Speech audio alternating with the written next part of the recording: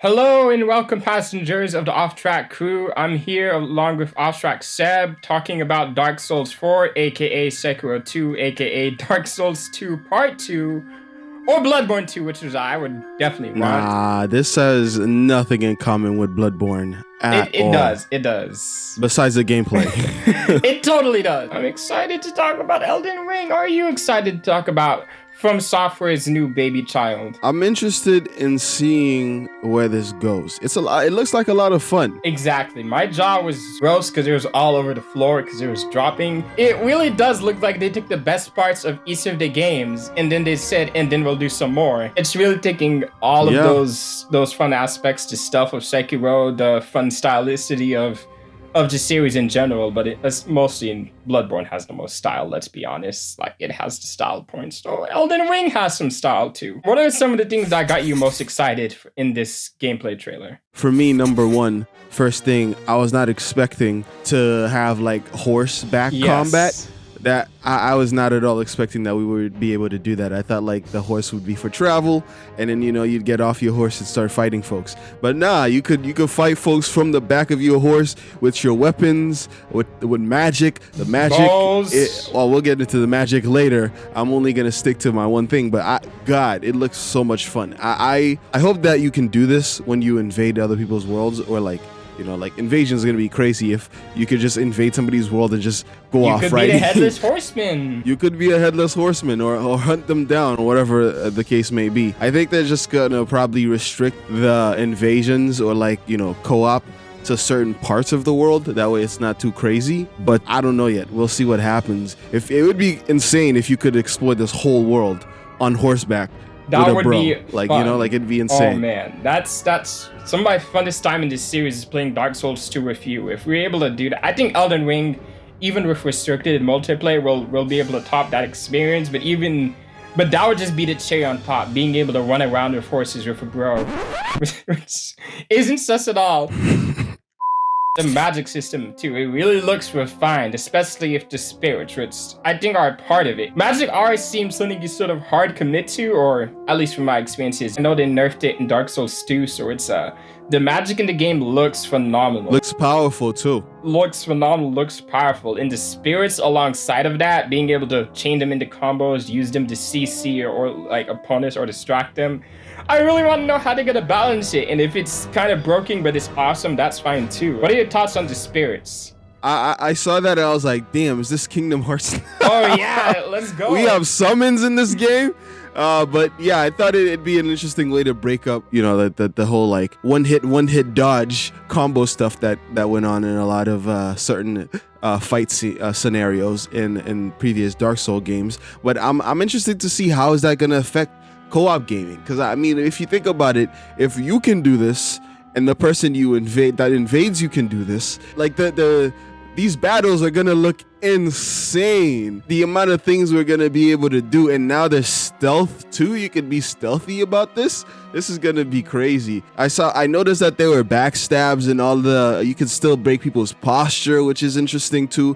Like you said, like they're bringing things over from Sekiro, but I guess that was always in the series. You could always break people's poise. It was That's before, true. But all of that looked interesting to me, and I can't wait to experience it. I can't wait for it to come out in February if it doesn't get pushed back. You know what I'm saying? Like, I really want to do like a stealth build where like I'm an arcane mage that does a lot of damage, but also I sneak up on folks and take their lunch money. You'll be a little magic assassin. I ain't gonna be small, you feel me? I'll be a big magic assassin. You could just be killing exactly. things. You don't have to be off, small like, and frail. Destroying things. That'd be fun.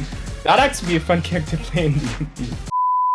I wanted to talk about the animations too, because they look amazing and very, very satisfying. It's all of the impacts of the blows, the backstabs, like you said, the animations look crisp, and like mixing in magic with your attacks too. It really does look like they'll be doing a more sort of interesting gameplay flow than dodge, hit, or hit, dodge, or hit, dodge, get stuck in a arcane animation for 15 seconds and get killed. Oh, man. Yeah, I know. I remember those days. God. If it wasn't for like playing with like you, like having somebody distract the enemy while like I casted my pyromantic spells in Dark Souls, it would have just been like, it would have been nightmares because it just takes so long. You get into those animations, you're just like, damn, I'm kind of just stuck here. Well, now you could do that with spirits too. Exactly. So playing alone is gonna be interesting too, because you're gonna have the spirits to back you up. But then again, we don't know how soon you get access to those spirits, or if it's something that every build has access to. We don't know, you know? That's what I'm worried about with how open the world is. Because I'm thinking when we start the beginning of the game, do we start blinking open, waste of skin? Like we did that one time when we played Dark Souls 3, and we both ended up in very different worlds, and that was fun. But it's one issue with that is because Dark Souls 3 is more linear, like we're very restricted in what we could build by when we could build it. So it would suck to not be able to get specific items that you want to build at a time. But I'm just hoping with how open their game is, we could just run into something and just decide to build whatever we want into and go from there, if you get what I mean. Yeah, I think it's one of those things. I don't think that's going to be really to the detriment of the game. It's probably just going to add to replayability. Like, you know, the more you know about the game world, the more things you can do with that knowledge in terms of like future builds, you know what I'm saying?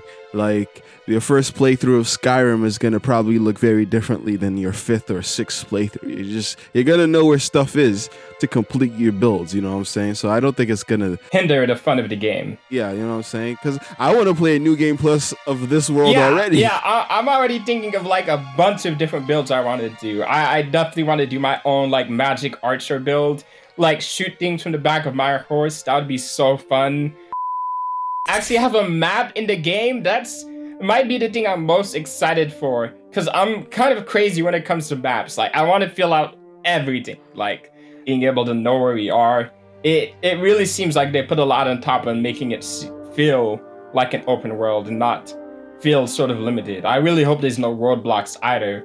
But at least maybe some will make sense. Like I think the type of roadblocks we'll see are probably going to be roadblocks in the terms of like enemies that are too difficult for you to deal with at your current level. Which is not to say that you're not going to be able to deal with them. It's just that they're going to hit harder. That's going to probably serve as the only real roadblocks. I hope those ideally would be good roadblocks. I really hope that there's not like a burning fucking like building that's like cutting off your access to a part of the map until like a later part of the game where like it finally finishes burning. Or a giant Snorlax blocking a bridge.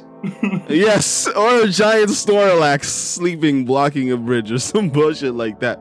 But yeah, the mobs look interesting. The mobs that were carrying that carriage on their back, those big giants, I was like, are we supposed to fight those, or like are they just like passive creatures that just kind of like do serve a function in the world? Because I don't know, like I really don't want the world to suffer from like empty world syndrome, in which like all the things that we run into are things that we either kill or like quest givers. I really just want there to be like, somewhere you could go to where there are like NPCs that are just like you could trade with, not just quests, but like they just show you that the world is lived. That would be really really nice. Like maybe run living town.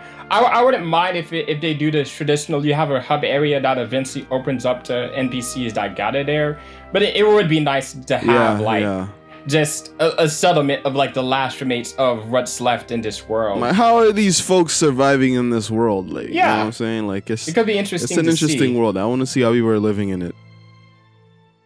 Oh, and one other thing, when they're exploring the castle, I like how it had multiple different entrances, and maybe there's a way to force your way through the main gate, and it's much more punishing, but you get a reward. But what got me excited was when you were jumping around in the roofs. I thought, oh, these are just rooftops. You can't really enter into these. But the fact that there's some of them that are open, things aren't there just to look cool. Like the buildings aren't there just to look cool. You could actually just jump into them. And you see it, you could go there. Yeah, I like that too. I mean, I guess that just kind of answers a question whether or not things are going to be sectioned off. It's probably not going to be the case if you could just like climb to the roof and get in through the top or whatever it is. Like if we could do stuff like that, then just approach is going to be so varied based on you know, who's playing and what build you have. I hope it's not one of those, there's like 2 choices and that's it. Yeah. Like, and then some quests have a couple choices, so they could just show it off in the trailer. But I don't think FromSoft would do that. Like they haven't burned us yet. Like they've just released quality after quality every time. Even people who are like, Dark Souls 2, whatever. Like, Dark Souls 2 was so fun. Like it's not cap. So fun. So it's nice that they have never missed. They really have never missed. And I don't expect this to be a miss either. Even if the story is lacking, who plays these games for the story anyways? Let's be honest. Like we all watch Bati video after like doing everything we can. Exactly. So it's like as long as the story gives an aura of looking cool and being interesting, as long as the story is immersive, actually. As long as there's an implied story, everybody's chilling. As long as it's immersive. Exactly, immersive. And it has like cool and memorable characters, then they're fine. Like we remember the Onion Knight. We remember Lady Maria. Oh my god, nobody could forget her. So it's I can't forget Mikolash either. Homie's like, you want to play the most intense game of hide and seek? There's something you mentioned about bosses and spirits. Do you want to bring that up again? Boss weapons they serve a purpose. I mean, not that they didn't in the previous games, but they were very like, it seemed like they had to be very specific to a build, or they would be useless, because a lot of boss weapons that most people probably didn't end up using, because by the time you got them, like, I don't need this, I'm already all set. But in this trailer, we got to see the person that invaded or came to help the person that was playing the game. We got to see that they had this like weapon on their arm that was like a dragon, like spewing fire. And later on in the gameplay trailer, we got to see player 1 fight someone who seemed like the person or the boss that drops that weapon, because they said they're the boss that said, "Oh, you lowly ash, whatever you say, you lowly what."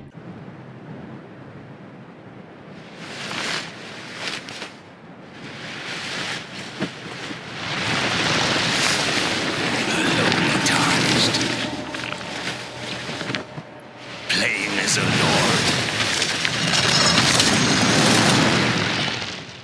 I command thee now. I am the lord of all that is golden. Tarnished. You lowly tarnished. You lowly tarnished. It seemed like that's where you get that weapon. So it seems like the boss weapons are probably going to be a lot more fun to use. I mean, what could be more fun than the head of a dragon that spews fire? Like that's gnarly awesome. as fuck.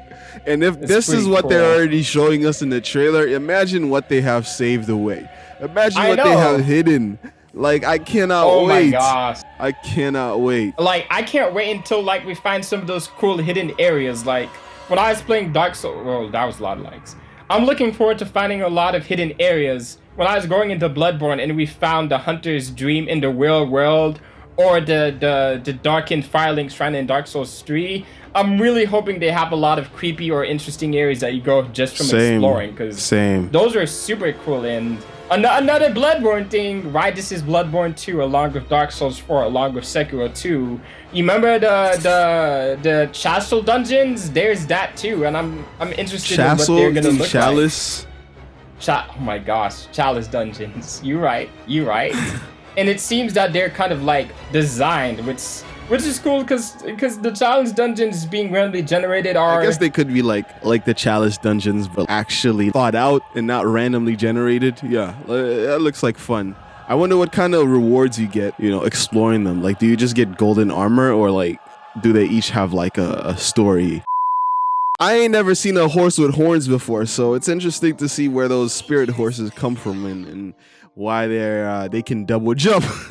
Yeah, double jumping with a horse. There's gonna be a lot of funny and kooky things we're gonna see people do on release, and I want to be just a part of that. Just that first wave of fun stuff. The horseback racing, potentially the finding new areas.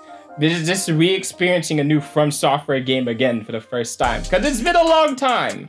It's been a bit. Getting frustrated at the boss. It's super excited from this game. But in the meanwhile, guys, while you wait and you're You know, you want to fill that FromSoft itch. We're gonna be streaming Bloodborne here on the channel. You can find our first stream down below in the description, and you know, we'll be back next week with another stream.